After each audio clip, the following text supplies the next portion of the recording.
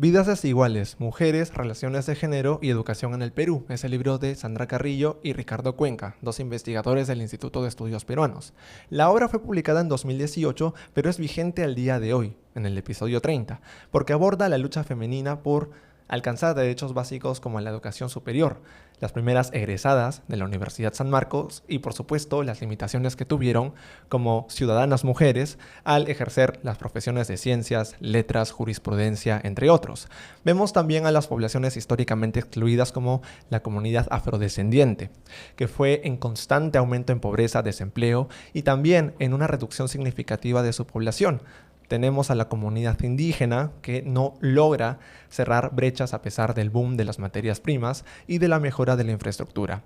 Este libro, 8 años después de ser publicado, se mantiene relevante porque Sandra, junto a otros investigadores, lograron plasmar estas realidades que están fuera de la capital y que todavía claman por justicia. Por ello, en el episodio 30 quiero dar la bienvenida a la doctora, la magíster, la licenciada en Psicología Educacional por la Universidad Católica, Sandra Carrillo. Sandra, ¿cómo estás? Hola David, ¿qué tal? Un gusto estar aquí en tu programa, muchas gracias por la invitación y sobre todo en el capítulo 30, ¿no? Que me parece que es bastante simbólico e importante llegar a este tipo de público con este tipo de información y espacios de difusión. Gracias. Cuéntame, Sandra, ¿cómo surgió esta interrogante? Hablar específicamente de la mujer a través de los años, sobre todo la mujer indígena, afrodescendiente, la mujer feminista del siglo XIX. ¿Cómo surgió con Ricardo abordar este libro?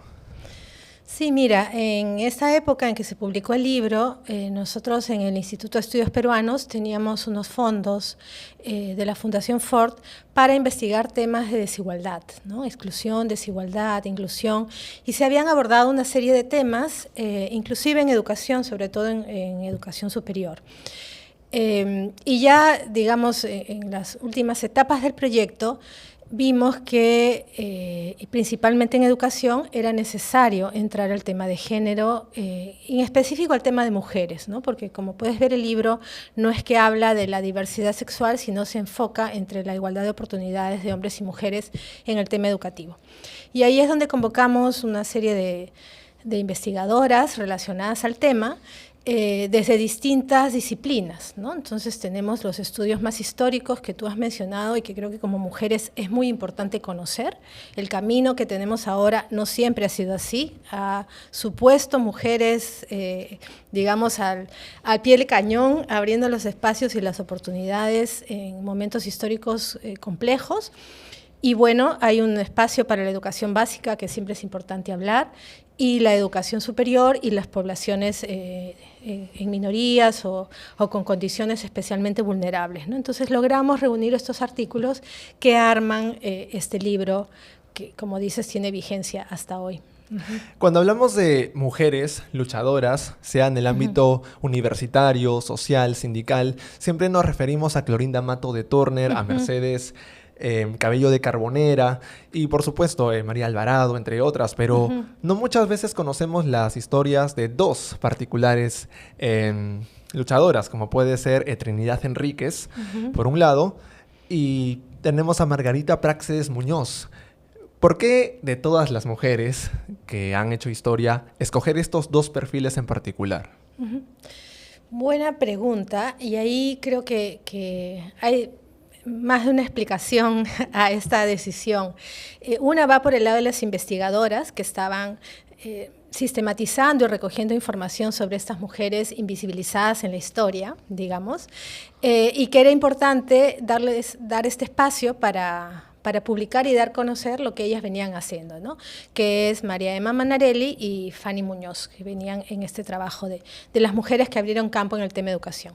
Efectivamente, las mujeres que has mencionado son más conocidas porque las estudiamos en el colegio, hay obras publicadas por ellas, o en temas de la independencia, digamos, entonces sus nombres son más comunes o son más familiares, ¿no? Pero hay otras mujeres que con un perfil más bajo, por decirlo de alguna manera, el perfil bajo se los ha dado la historia, no ellas mismas, han permanecido ocultas en lo que ellas hicieron para abrir estas puertas y estas oportunidades, ¿no? Inclusive en el texto de María Emma, que menciona a Trinidad como un ejemplo, menciona otras mujeres en donde no hay tanta información en los archivos históricos, ¿no? Y ella supone que ha habido las mismas dificultades para conseguir entrar a la universidad o ser aceptadas en determinada carrera o inclusive poderse graduar y ejercer con la profesión que habían estudiado, ¿no? Entonces, hay más mujeres que tienen las pistas iniciales, pero históricamente es difícil hacerles la trayectoria.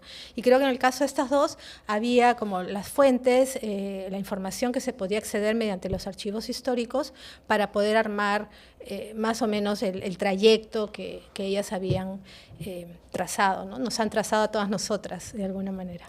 Todos conocemos que en 1955 se accedió al voto femenino, que en el año 97 se accedió a la primera cuota de género, y claro, otros eventos también como la primera candidatura, la primera ministra mujer, pero pocos conocen el año 1908, cuando finalmente, durante la República Aristocrática, se permite, sin autorización de un varón, de un caudillo, de un congreso, por pena, todas las razones, para que una mujer finalmente pueda acceder a la educación superior.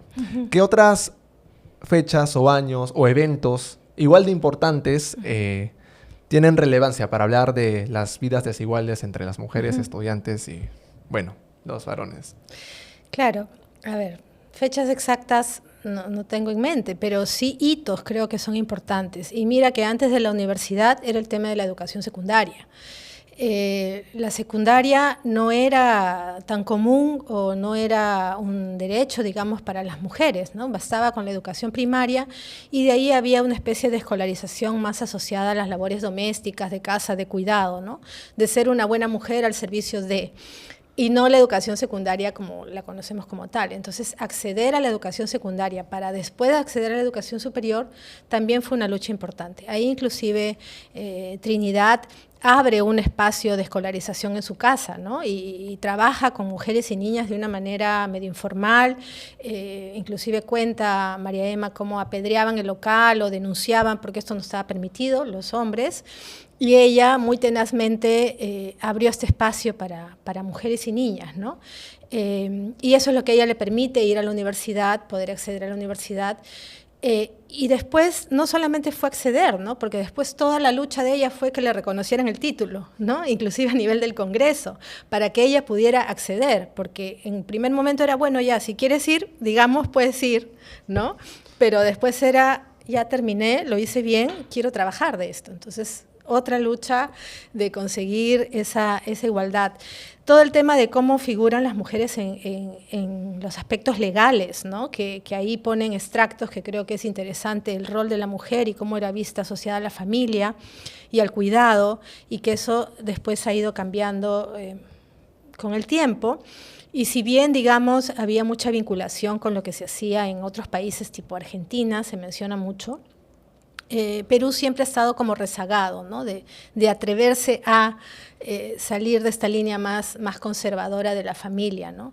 Entonces las mujeres, si bien con la lucha de acceder a la secundaria, acceder a la educación superior, acceder al voto, acceder a la cuota, ha ido ganando espacios para la igualdad de oportunidades, digamos que ha sido también parte de la ola feminista y liberal de derechos que se ha venido dando en otros países vecinos, ¿no? No ha sido tanto una iniciativa de las peruanas como tal, sino acompañadas con nuestras colegas de países cercanos. El colegio que inauguró en su hogar se llamó Colegio Superior para Señoritas y tenía muchos adversarios, primero una sociedad conservadora, después una iglesia que estaba teniendo el monopolio de la educación y básicamente quería educar con una visión religiosa, casi estructurada de familia tradicional, y finalmente tenía el Estado, porque el Estado solo veía a los varones como los únicos que podían acceder a esta educación secundaria y posteriormente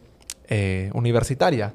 Entonces, además de las piedras que usted mencionó, ¿qué otros retos tuvo que enfrentar Trinidad Enríquez antes de ser aceptada como universitaria? Bueno, además esto se dio en Cusco, ¿no? En Cusco. Ella era cusqueña y algo que se rescata mucho, y lo rescata creo Fanny Muñoz en su siguiente artículo, es este tema de las constelaciones de mujeres, ¿no? O sea, ellas solas no es que son las adalís de la lucha y van con la espada abriendo caminos, sino hacen estas redes con otras mujeres que están abriendo espacios también, ¿no?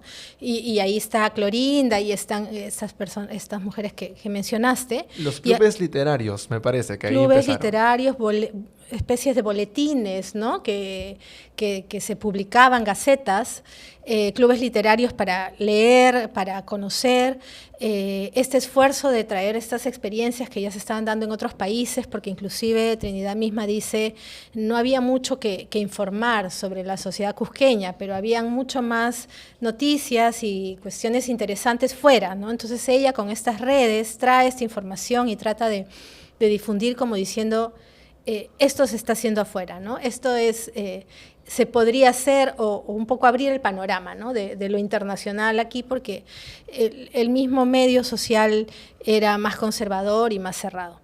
Efectivamente está el tema de la Iglesia, que tenía un fuerte rol con el tema educativo, inclusive casi monopolio si no era con el Estado. Y este tema conservador de los propios hombres, ¿no? de cuál es el rol de las mujeres en la sociedad, ¿no? Y el rol de las mujeres estaba muy asociado a la familia, al cuidado y a sostener todo esto que es el trabajo de cuidado, que ayuda a que los hombres puedan tener un trabajo o ir a la guerra o tener un cargo público, porque digamos que hay alguien que en casa se hace cargo, ¿no? Y eso es un orden que estaba establecido y que era muy revolucionario mover, ¿no? Porque que una mujer salga de la casa es quien se hace cargo de la casa finalmente, ¿no?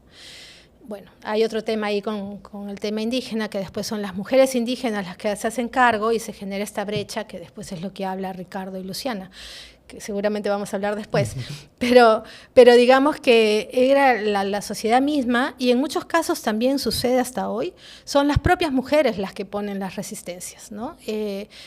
No es un tema de feminismos, digamos, o machismo, sino de estructuras sociales que se rigidizan y resisten estos cambios, ¿no? Porque suponen cambios de privilegios o cambios de poder que mueven todo y reestructuran todo, ¿no? En este caso, como tú bien lo has dicho, la Iglesia, el Estado, los mismos hombres, las autoridades que querían que todo quedara como estaba, ¿no? Y ya desde afuera se veían que habían cambios importantes que debíamos ir viendo incorporando, ¿no? En nuestra sociedad. Además, frente a la lucha institucional, ella tenía una lucha familiar, se podría decir, porque tuvo que superar en el 1869, sí, la muerte de su señora madre.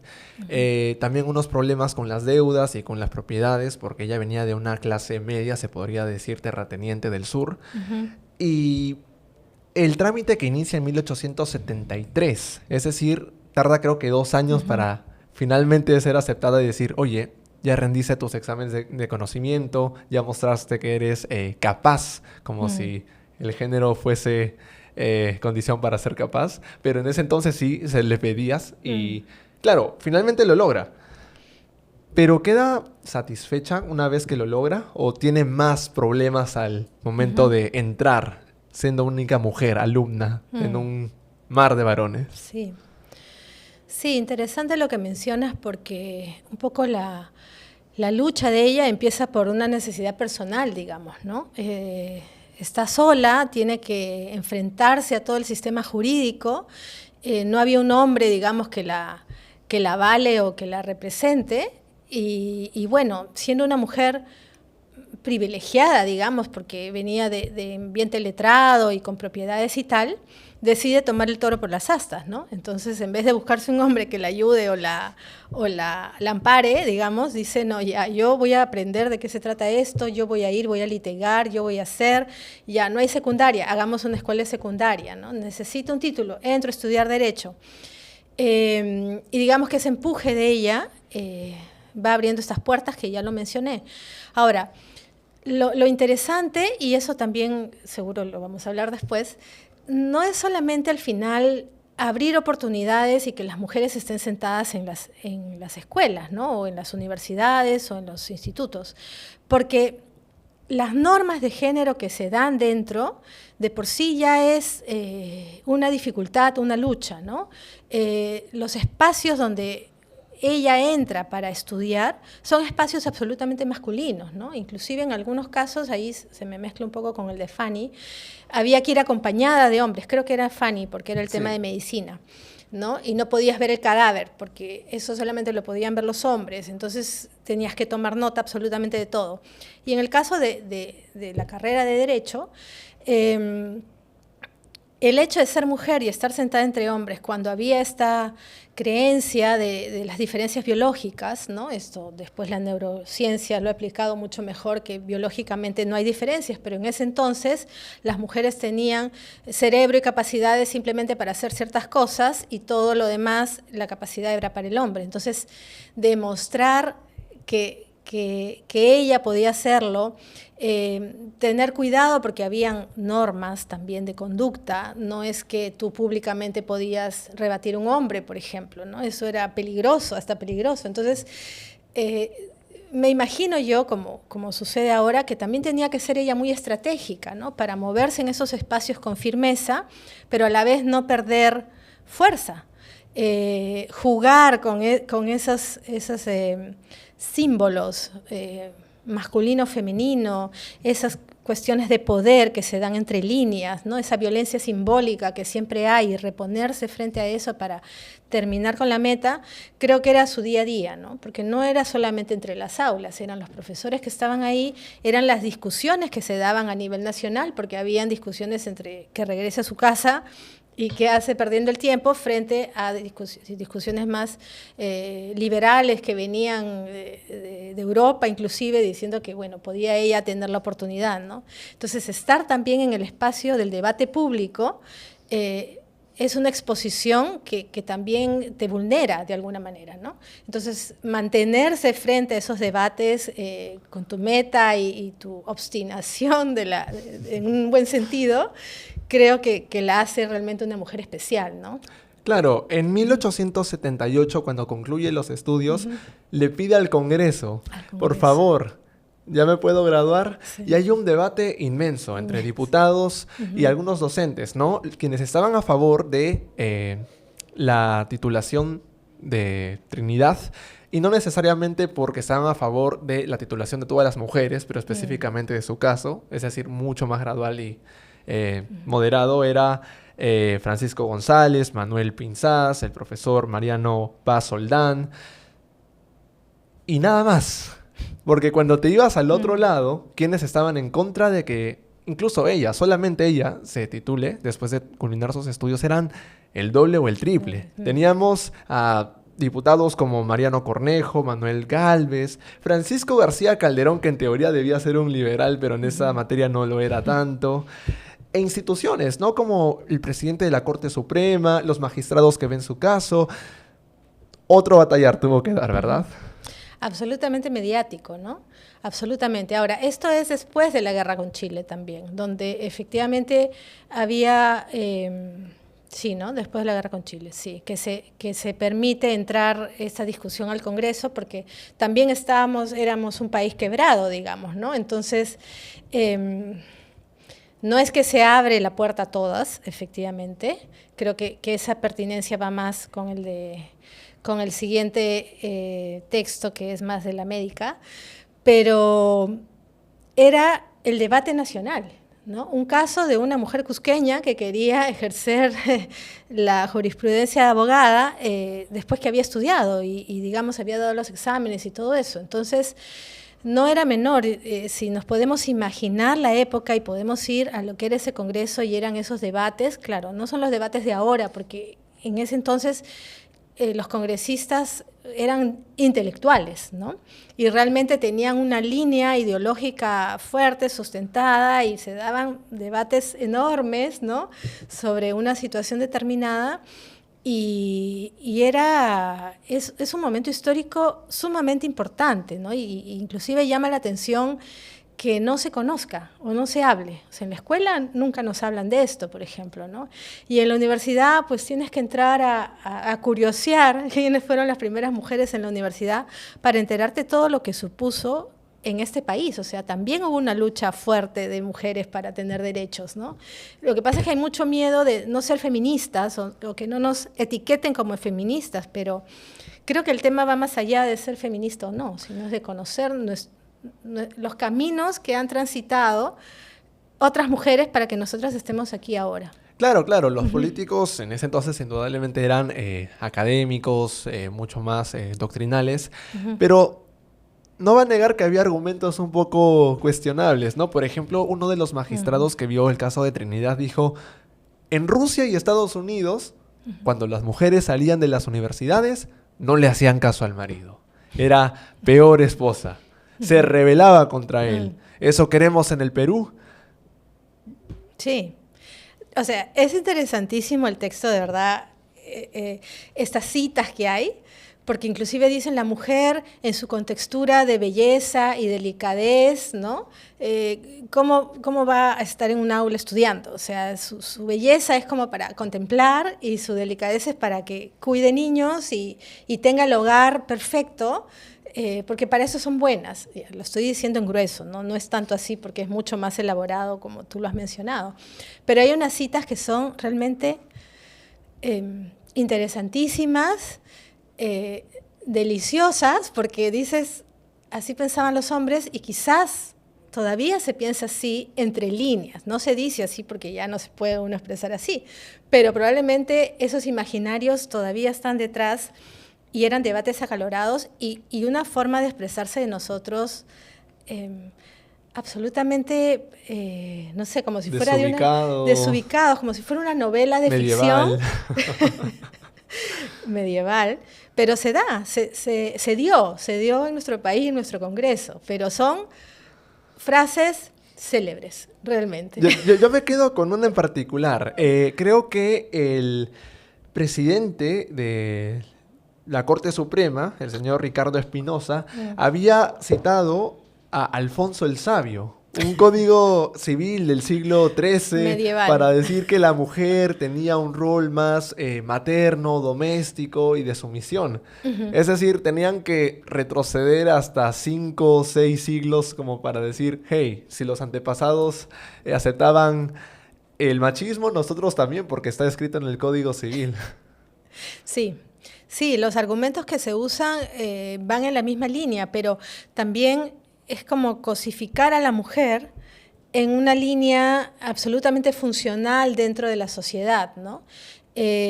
Con un poder, con cero poder y subyugada al hombre, ¿no? Y al tema masculino. Entonces, en esa línea también, digamos, si no te casabas o no tenías hijos, era muy difícil salir adelante, tener legitimidad, tener voz, ¿no?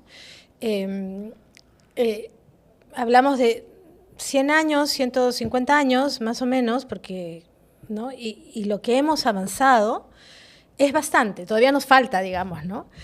Pero son unas generaciones donde se discutían esos temas y era, o sea, el Congreso reflejaba lo que se discutía en las calles, o sea, no era algo que ellos se iluminaban y hablaban de ello, era el sentido común, ¿no?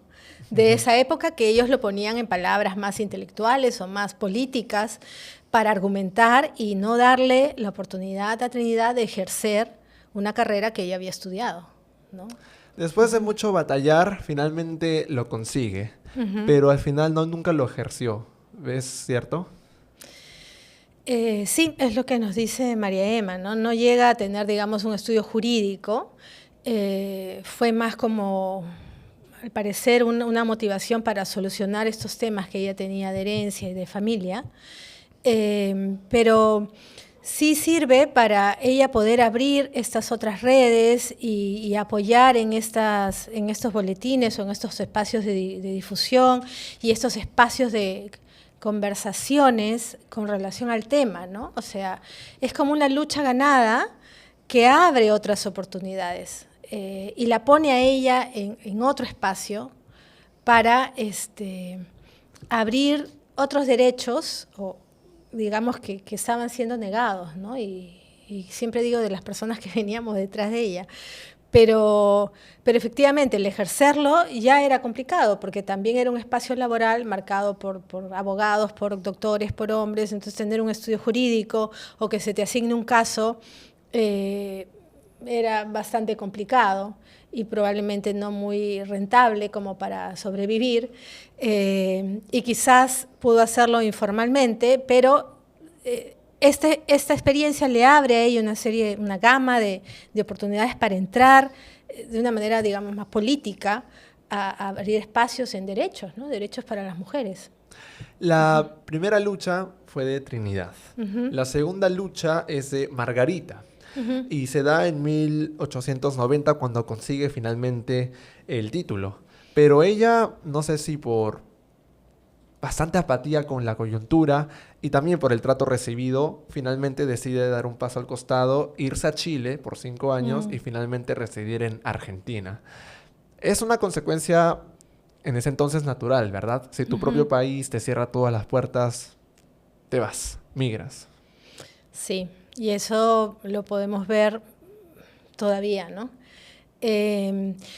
Digamos que sí, en el caso de Margarita fue más el tema de la medicina, ¿no? Ella entra a estudiar medicina también con mucha dificultad, que le permitan ir a las aulas, en este caso es la San Marcos, ella es de Lima. No olvidemos que estas mujeres que pueden acceder a terminar la secundaria y acceder a una universidad pertenecen a cierto nivel social, ¿no?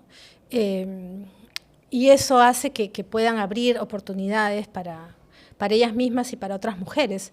Entonces estudiar en la San Marcos también fue una pelea de poder ingresar, de poder entrar a las aulas, de poder practicar con los cadáveres, de poder dar los exámenes. Cuenta Fanny Muñoz que ella no podía ir sola a las aulas, tenía que acompañarla su hermano, ¿no? para poder estar sentada y escuchar clases. Dar examen, ¿no? Inclusive el hermano no estudiaba medicina, pero tenía que ir con ella porque era parte de la condición. Y para hablar con ella tenían que pedir permiso al hermano, como si fuese el intermediario. Exacto. Como si fuera la Edad Media. Como si fuera el intermediario, sí. Y bueno, después, obviamente, a ver, en uno de estos textos se menciona que la carrera de obstetricia, farmacología, y odontología, después fueron abiertas más para las mujeres, ¿no? Después de esta puerta que abre Margarita. Pero digamos que ella, al entrar a una carrera que era pura básicamente masculina, tiene estas dificultades después para graduarse y para ejercer, obviamente. Entonces ella migra porque tiene las posibilidades, la oportunidad de hacerlo, y porque en Chile y Argentina ya no habían estos problemas, o sea, ya se habían abierto las puertas, ya el Congreso había aceptado, no era un caso particular como fue con Trinidad, sino era como ya las mujeres pueden graduarse y pueden estudiar. No eran la mayoría en esa época porque siempre las normas hay que irlas cambiando socialmente, ¿no? No es que das la ley y se abre todo. Pero sí, ella es uno de los ejemplos que tienen que irse fuera para poder seguir su vocación, su preparación y trabajar desde ahí, ¿no? Entonces, con el caso de Margarita Práxedes y Trinidad, vemos que las primeras pioneras de la educación y en general en los hitos a favor de los derechos de la mujer son personajes que vienen de la clase media, de una familia más o menos acomodada. Mientras tanto, claro, quienes no gozan de ese privilegio todavía permanecen, ¿no? En la sombra o con años de espera para lograr su inserción. Sí, efectivamente, ellas son dos ejemplos de mucho más mujeres que todavía no han sido puestas sobre el papel o mostradas de una manera más pública, digamos, ¿no? Y que existieron y que abrieron el camino para todas nosotras y que están ahí. Este texto recoge solo dos de ellas, pero hay más definitivamente. Y normalmente los movimientos, en este caso feministas, han sido más impulsados por mujeres de clase media, ¿no? El voto a nivel universal en el hemisferio norte eran mujeres trabajadoras, ¿no? De otra clase social, ¿no? Y digamos que en nuestro país, ya regresando al contexto, dadas las diferencias que siempre hemos tenido de clases sociales articulado con los temas de etnia, las mujeres de clase media son las que han podido tener acceso, al menos a estudios, a una educación primaria, a poder saber leer y escribir, ¿no? Y con eso ya era bastante como para ir identificando qué espacios o qué oportunidades querían tener o entrar, ¿no? Y con medios, efectivamente, para vincularse con otros espacios, con otros países, con otras mujeres, y poder conocer también, porque es un tema de información, ¿no? Cuando Trinidad abre la escuela, la abre en su casa, tenía un espacio para abrir escuelas. Van niñas y mujeres indígenas, pero ella les puede dar ahí los materiales y puede agenciarse, ¿no? para hacer estas cosas. Y si le cierran, ir y discutir, pelear y volver a abrir, en fin. Digamos que tenía en ese entonces, o se tenía más agencia, ¿no? Eso no quiere decir que se excluya a las otras mujeres, sino que a nivel de visibilidad, estas mujeres lo tuvieron porque tenían de alguna manera los recursos para, ¿no? Pero hay un conjunto de mujeres detrás que no tenemos registro, pero que han estado en ese abrir camino, ¿no? Ahora, un poco aterrizando en la actualidad después de ver el siglo XIX, me interesó el texto de Natalia González y Jorge Aragón, maestras exitosas en el Perú, porque ellos parten con un diagnóstico con respecto a los números, que significa que principalmente las mujeres tienen presencia en inicial y en primaria. En inicial, detallan ellos, el 96.3%, por no decir ya casi 100%, son mujeres. En primaria, el 67.5%, 2/3 son mujeres. Pero a medida que va subiendo el nivel de destreza secundaria, no está el bachillerato internacional, pero lo presumo también, y las universidades, la presencia femenina disminuye. Sin querer, como sociedad, hemos internalizado algunos trabajos específicamente para las mujeres. Sí, es una buena pregunta porque en realidad el acceso a la educación superior, y eso también se menciona en el artículo del gobierno universitario, normalmente hay carreras que tienden a ser más feminizadas y otras más masculinizadas, ¿no? Y eso hay bastante en la literatura. Las carreras más feminizadas están asociadas al cuidado. Ser docente es una de ellas, enfermera es otra de ellas, la psicología de alguna manera también está feminizada, ¿no? Mientras que carreras más masculinizadas, la ingeniería, por ejemplo, ¿no? Es la que nos gana a todos. Podemos poner ahí otras, quizás la medicina y quizás por ahí el derecho. En la medicina tienes también diferencias, es diferente ser cardiólogo o neurocirujano o psiquiatra que ser, no sé, dermatólogo o ser obstetra o enfermero, ¿no? En ciencias de la salud. Entonces, hay estas tendencias en general en la formación superior que con las discusiones actuales se tratan de romper y se tratan de abrir espacios para que hayan más mujeres en la ciencia, por ejemplo, o más hombres en las carreras de cuidado, sin que eso implique ningún perjuicio, sino que simplemente son formas de dar un servicio o tener un perfil profesional. Ahora, también es cierto que a nivel de mercado, mejor están pagadas las carreras más empresariales o más de producción que las carreras de cuidado también. Y eso también hace una diferencia en la elección. Dicho esto, la docencia ha sido una línea de carrera que ha estado o viene siendo bastante feminizada, sobre todo en los primeros años, ¿no? Cuando son más pequeños, y por eso inicial casi todas son docentes mujeres, y en primaria una gran mayoría. Ha sido la tendencia. Se ha tratado de romper esta tendencia con los incentivos de la carrera magisterial, la meritocracia y todo lo demás, pero, porque digamos que responde también al mercado de trabajo. Pero también hay cuestiones que creo que no se tocan, que no están en el libro, pero tiene que ver con estas normas sociales, ¿no? O sea, yo conozco un par de amigos ya mayores que estudiaron para educación inicial, pero nunca ejercieron. Y conversando con ellos era, claro, es que es difícil que una familia te deje a sus niños siendo yo hombre, ¿no? Porque hay una especie de que un hombre con niños puede hacer alguna maldad, fechoría, abuso, y se confía más en la mujer, ¿no?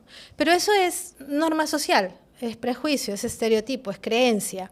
Se entiende que puede haber un peligro, sí, pero con mujeres también puede haber un peligro, digamos.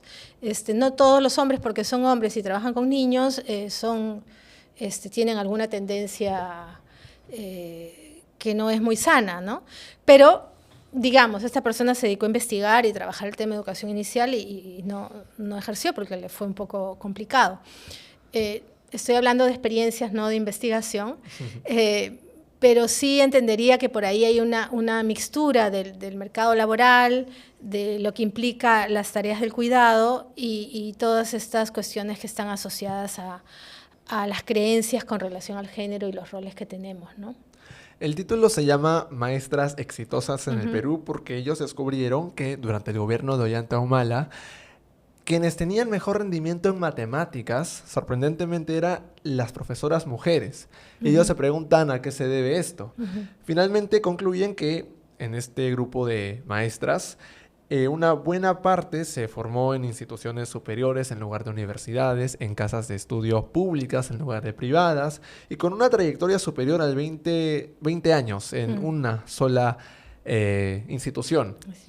Entonces, necesariamente por haber sido profesoras mujeres, ¿dieron un rendimiento ideal o se cree que por ser mujer va a dar un plus que no le puede dar ningún varón?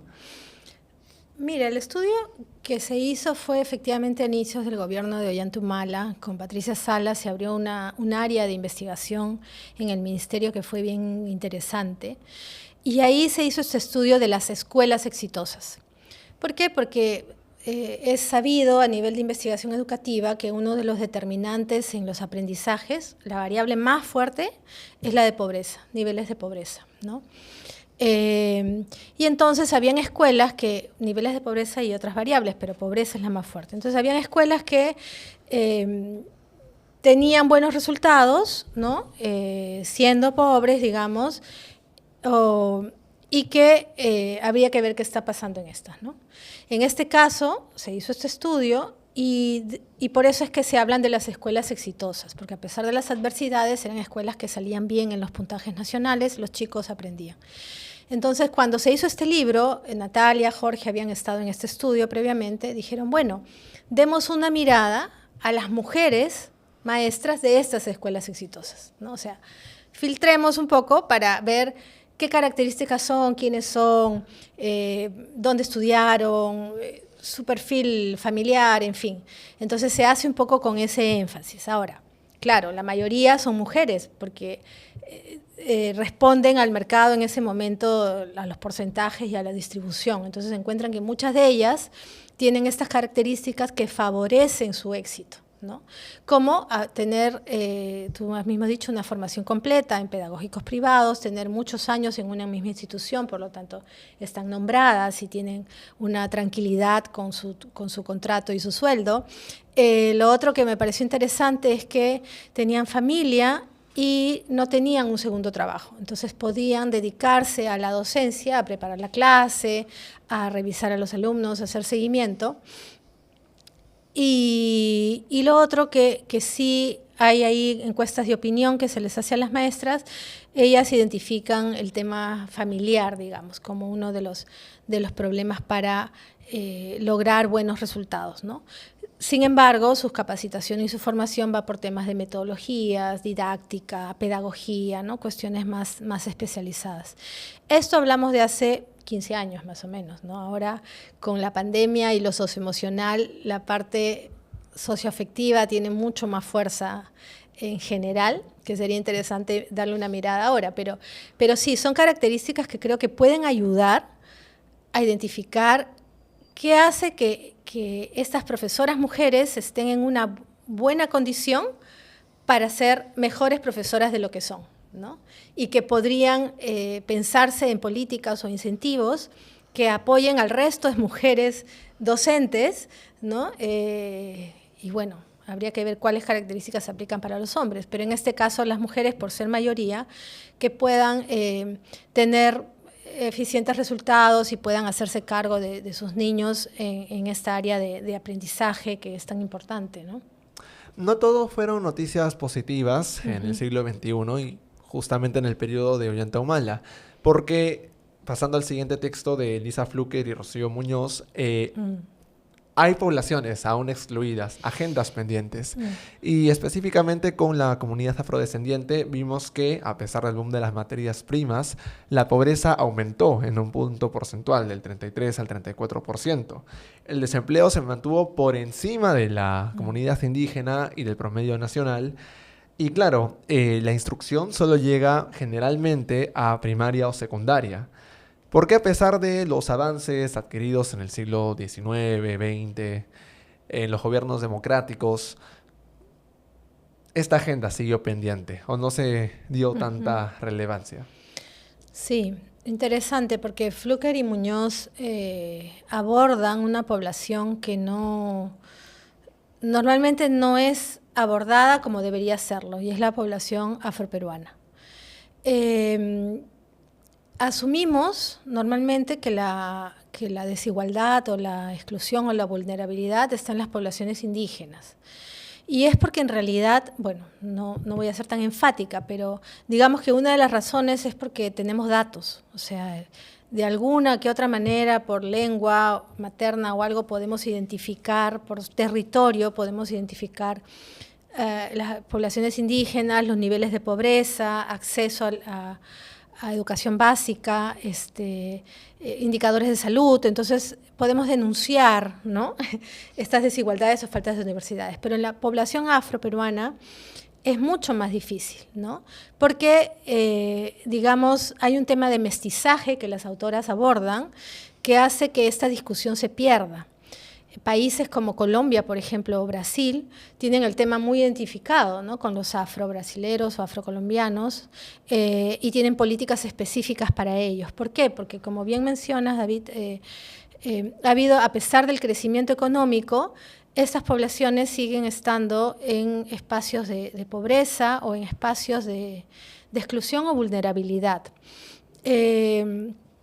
Y lo podemos ver, a ver, si bien no hay indicadores que midan como la otra población, en temas y en el día a día ustedes pueden mirar y ser críticos y poner atención a ello en los espacios educativos, por ejemplo. Y educación básica, no tenemos problema con acceso, pero en los espacios de educación superior o en los espacios laborales, ¿quiénes tienen los puestos de poder? O los espacios de políticos, ¿no?, de acciones. ¿Dónde están estas poblaciones? Y si están estas poblaciones, se identifican como tal, porque también pasa que no se identifican como tal y pierde fuerza esto de derechos.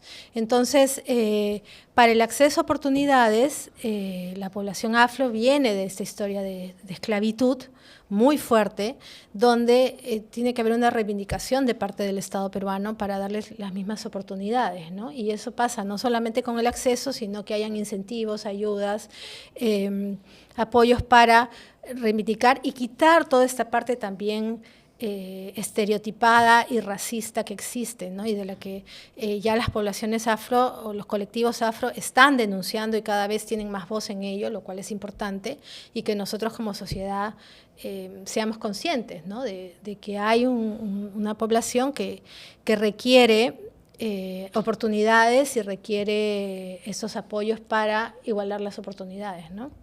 Aquí los dos autores mencionan el trabajo de Arre Lucea y Cosamalón. ¿En qué sentido? Se remontan a factores históricos.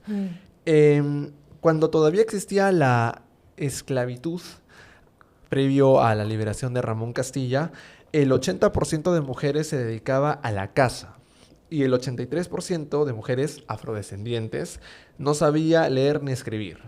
Es decir, además de ser una brecha histórica, se acoplaron tarde a los avances logrados por las mujeres.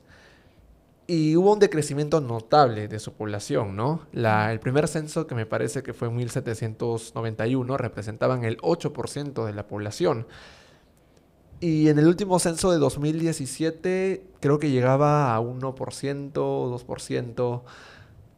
Entonces hubo también un decrecimiento y un olvido por parte de las autoridades. ¿No es así? Sí, sí, o sea, es una población que de alguna manera está invisibilizada en el discurso, ¿no? Hay ese tema del mestizaje que no es solo una cuestión de piel, sino de cultura también, ¿no? O sea, son más, los afroperuanos viven más en las ciudades, están más articulados o mezclados, digamos, con las cuestiones de la ciudad, entonces no destacan tanto como alguien indígena que viene de la zona rural. Quizás ahora ya hablamos más de una globalización, pero digamos que ese ha sido una de las miradas de por qué no se visibiliza una población que ha estado excluida por tanto tiempo, con tan pocas oportunidades de educación, acceso a la salud, indicadores de bienestar, y que ha ido disminuyendo. Ahora, la disminución puede ser por mestizaje mismo y no se logra identificar la dimensión real de la población a la que deberíamos atender y deberíamos dar oportunidades, ¿no? Y aquí de nuevo, no solamente es el acceso, o sea, no es solamente que vayan a la escuela y aprendan a leer y escribir y terminen la secundaria. Tiene que ver con aspectos de socialización dentro de la escuela y oportunidades de trayectorias luego de la escuela. Si transites al mercado laboral o transites a una educación superior, ¿qué oportunidades tienes? Y no es que sea un tema de demanda cognitiva, sino de oportunidades, porque no puedes seguir estudiando ya que tienes que trabajar, porque tu familia necesita que trabajes, ¿no? Y no es porque te faltó para entrar a la universidad, sino oportunidades de otro tipo. Y dentro de la escuela, lo que supone tener otro color de piel o tener otras costumbres u otro tipo de cabello, ¿no? Eso está muy normalizado, ¿no? Las bromas, por ejemplo, que son bromas racistas y que no se llegan a identificar o a poner un alto en la propia escuela, y debería hacerse. Y eso pasa con los niños indígenas que están en la ciudad y los niños afro que tienen sus propias características dentro de las bromas del grupo, ¿no? Otra población que no necesariamente fue excluida, pero no vio estos avances a una misma velocidad, fueron las mujeres en los gobiernos universitarios. Y aquí vamos con el texto de Sandra Carrillo. El mío. De ti. Mencionaste audazmente el informe de la UNESCO en 2012. Dices que, en efecto, la matrícula hasta se duplicó de las mujeres y en algunas facultades lograron sobrepasar a la de los varones. Pero en puestos de liderazgo o de cargos superiores, solo entre el 3 y el 13% de las mujeres tienen representación. Es decir, 1 de cada 10 varones. Como que ahí nos quedamos atascados. Sí, y ese es un tema, bueno, en ese entonces, ya hablamos más de 10 años, ¿no? Que lo denunciaba UNESCO a nivel global, ¿no? Y que es el tema en realidad de las mujeres que tenemos acceso a la educación superior, porque no somos todas. Ya después, cuando hablemos de las indígenas, seguro vamos a profundizar. Del grupo que puede seguir una trayectoria en la educación superior, y en este caso en la educación universitaria en específico, tenemos ciertas características o ventajas, ¿no? Yo siempre digo, somos del grupo de privilegiadas dentro de las mujeres, y eso hay que reconocerlo. Sucede que el tema de acceso cada vez, al menos en nuestros países occidentales, está más resuelto entre comillas, ¿no? La primaria en nuestro país es casi universal, la secundaria por trayectorias continuas, ¿no? Hay un problema de deserción y embarazo adolescente fuerte a partir de los 15, 16 años, es verdad. Pero los que logran terminar ahora con beca 18 y digamos la migración y la movilización que hay en el territorio, se puede acceder a la educación superior. También es verdad que en nuestro país porcentualmente somos muy pocos los que accedemos a educación superior comparados con nuestros países vecinos.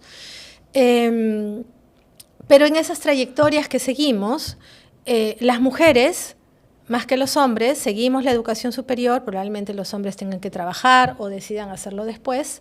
En algunos casos, en la mayoría de los casos terminamos, porque lo que empezamos terminamos, digamos, con tesis además. Bueno, en ese entonces era un censo del 2010. Ahora deben haber otras cifras porque saben que el mercado ha crecido.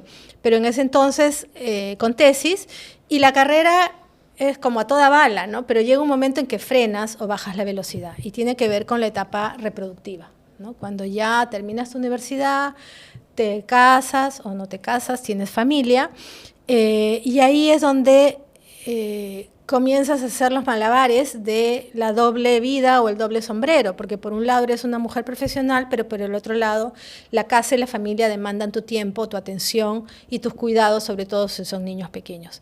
Entonces las mujeres que llegan a hacer carrera universitaria, llamémosles posgrados, y llegar a un doctorado, se van a demorar más que los hombres, las pocas que lo hacen. Porque por lo general el hombre tiene a alguien en casa que ayuda con la familia, mientras ellos estudian y pueden publicar y tal, ¿no? Es la tendencia general. Y lo otro es si hay mujeres que deciden hacer carrera dentro de la universidad, ¿no? Entonces enseñan y deciden nombrarse y deciden tener cargos de poder.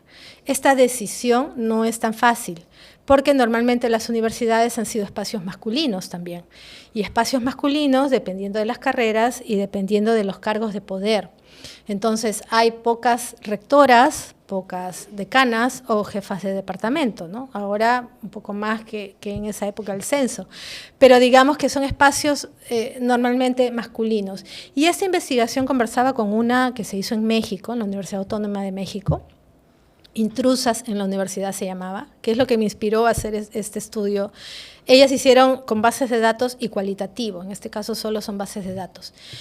Y que también se ve acá todo este tema de una mujer que quiere acceder a algún cargo de poder, necesita de algún padrino o de algún apoyo de algún hombre dentro de estos círculos que la acompañe, ¿no? Para que tenga legitimidad, para que pueda acceder, para que pueda hacer. Esto padrino puede ser en el buen sentido o mal sentido de la palabra, digamos, ¿no? Porque todavía en estas, sobre todo universidades muy históricas, donde hay una cultura institucional muy fuerte, estos espacios no se dan tan fáciles. Y entre los hombres nomás tienen que tener su trayectoria porque hay pesos pesados ahí, imagínense lo que significa para las mujeres, ¿no? Entonces, lo que la literatura conoce es el techo de cristal, ¿no? Entonces llegas, pero hay un momento en donde ya te quedas, o porque tienes familia, estás en una edad fértil y digamos, quieres ser mamá y cuidar a tus hijos, y eso no está mal, o lo otro es porque tienes unas estructuras masculinas que tienes que romper. Entonces, o te masculinizas para llegar, o te asocias, o tienes que tener unas estrategias distintas para poder ejercer estos cargos de poder o de gestión, ¿no? Y eso es bien interesante porque también es una forma de visibilizar, sobre todo en universidades donde se habla el tema de género, pero no se vive, ¿no? Y creo que de eso se trata también, de empezar a hablar de estas cosas. Justo te habías hecho la pregunta, ¿por qué las mujeres no logran espacios de representación en el gobierno universitario? Y resumiste muy bien los tres argumentos, ¿no? La cultura social relacionada a los roles de género que le da la misma estructura patriarcal, hay que ponerlo. Sí. Segundo, las estructuras de las propias instituciones que no protegen a las mujeres necesariamente frente a casos de acoso, o hay un marco para luchar por la igualdad, no, porque son reglas tácitas de las instituciones políticas. Y tercero, tiene que ver con atributos psicosociales, habilidades conductuales. Ahí sí me perdí un poco. ¿De qué trata este tercer argumento? Sí, esto tiene que ver más con la parte de las normas de género y lo socializado, ¿no?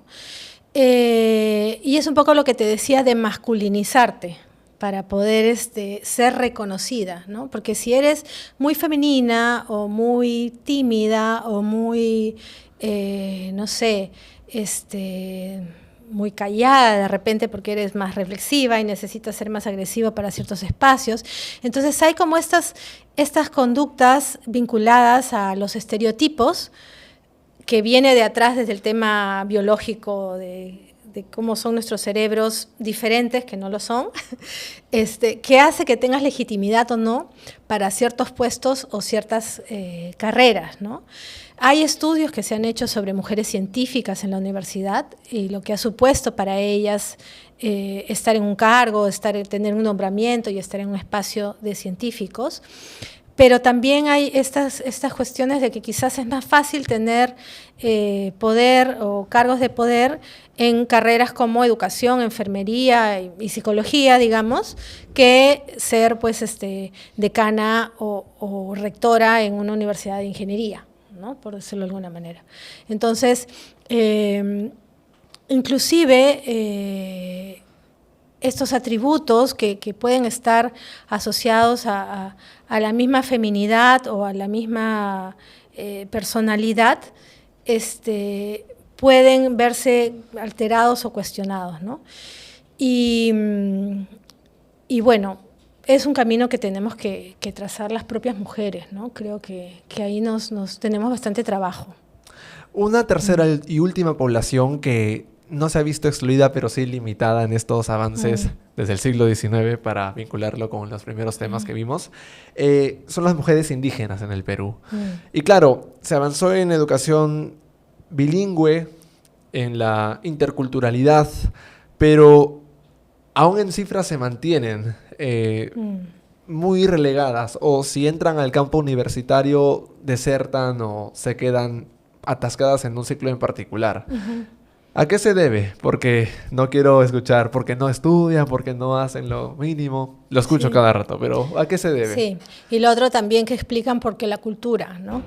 Y reducir el tema de derechos a un tema cultural es dejar de hablar lo que es realmente importante. Y no es un tema cultural ni un tema personal, porque también nos pasa que a veces por no abordarlo desde la propia política, le echamos la responsabilidad al individuo, ¿no? Cuando uno tiene que hacer lo que le toca hacer y el Estado asumir lo que le toca asumir. Pero sí, el tema con las mujeres indígenas es una deuda histórica. Si bien nuestro país ha pasado por una etapa histórica del indigenismo, ha habido apertura y cobertura para las clases, ¿no? Y digamos que se han hecho avances en el tema, hay poblaciones, como el caso de las mujeres, que hay que ponerle mirada especial y énfasis, ¿no? en el asunto. Casos como escuelas rurales, secundarias muy apartadas, las familias prefieren no mandar a sus hijas, ¿no? Porque es peligroso, porque son mujeres, y si bien hay un tema social ahí, hay un tema también de responsabilidad del Estado. Tenemos estas residencias estudiantiles en la Amazonía, donde las niñas son abusadas sistemáticamente, pero era una forma del Estado de responder la lejanía, digamos, ¿no? Pero no está respondiendo el Estado a proteger a estas niñas que están ahí para estudiar. Entonces, digamos que hay una deuda con las mujeres indígenas también en una época, y esto es un dato importante y durísimo. Las mujeres de clase media que empezaron, y probablemente sean nuestras madres y abuelas, que empezaron a salir adelante estudiando y trabajando, necesitaban mujeres en casa para hacerse cargo de lo que ellas ya no se iban a hacer cargo, ¿no? Y en este caso eran las mujeres indígenas. Y en los 80 tú traías niñas menores de edad para criarlas en tu casa, pero en realidad eran trabajadoras del hogar, ¿no? Y a lo más podían ir a la nocturna a completar la secundaria, y algunas de ellas se quedaron trabajando con la familia, y algunas puedes encontrarlas el día de hoy, ¿no? Entonces, sí hay una cuestión que me interpela a mí como mujer y como mujeres en general, que es que si bien hemos recuperado derechos o estamos avanzando en derechos, entre nosotras las mujeres tenemos una brecha mucho más grande que lo que tienen entre los hombres, ¿no? O sea, entre las mujeres nuestras diferencias son dolorosas. O sea, no es lo mismo ser una mujer blanca o mestiza de la ciudad, monolingüe en castellano, que ser una mujer indígena de la zona rural bilingüe.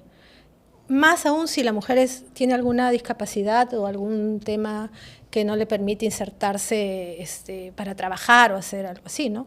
Entonces, digamos que hay una deuda histórica del Estado, pero nosotras también las mujeres que hemos usado estas diferencias para salir adelante.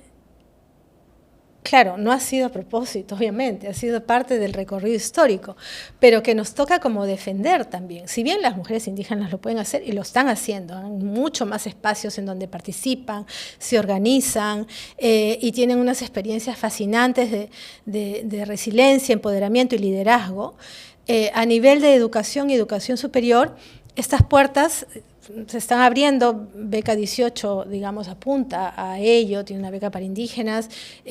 No sé si están tan enfocados en mujeres, pero debería. Pero ahora con 20.000 menos becas por el gobierno de gerir los recortes. Sí, se volvió a perder, pero creo que debe haber una sensibilidad especial hacia las mujeres de estas poblaciones, ¿no? Porque a nivel de mujeres, si las tenemos difícil, ellas la tienen muchísimo más difícil, ¿no? O sea, lo mío es fácil al lado de ellas, y eso creo que hay que reconocerlo como mujeres dentro de estos espacios de ganar oportunidades y derechos, ¿no?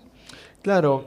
Ricardo y Luciana, los autores de esta última parte, habían dicho que también sin querer se creaban desincentivos. ¿En qué manera? Cuando estabas con comunidades indígenas estudiando en universidades, ok, la mayor parte se centra en los departamentos, en las zonas rurales. Y claro, el capital privado no entra allí lo suficientemente como para que se inserten al mercado laboral, a la competencia. Y al final, claro, uno acabe como titulada, egresada, pero que esté por debajo de lo que usualmente los empresarios o los que contratan quieren, ¿no? Ahí entra otro factor de desigualdad en presencia. Sí, y de nuevo vamos con lo de las normas sociales, ¿no? Hay como supuestos que no se cuestionan, que son tan socializados y tan normalizados que nosotros mismos no lo cuestionamos. Y aquí que te escuchaba, también pensaba, ya, las niñas indígenas entran a la escuela, tienen mucho más oportunidades que antes, sobre todo en la primaria, pero la forma como se socializan dentro de la escuela les marca un poco en su identidad, porque son más tímidas para hablar o para vincularse con los chicos. El profesor no les da el espacio o el tiempo para que puedan ellas salir adelante y vencer esa timidez de exponerse. Les dan tareas más de cuidado, de limpiar el aula o ordenar las sillas, mientras que los hombres son los delegados, ¿no? Y tienen más responsabilidades de poder.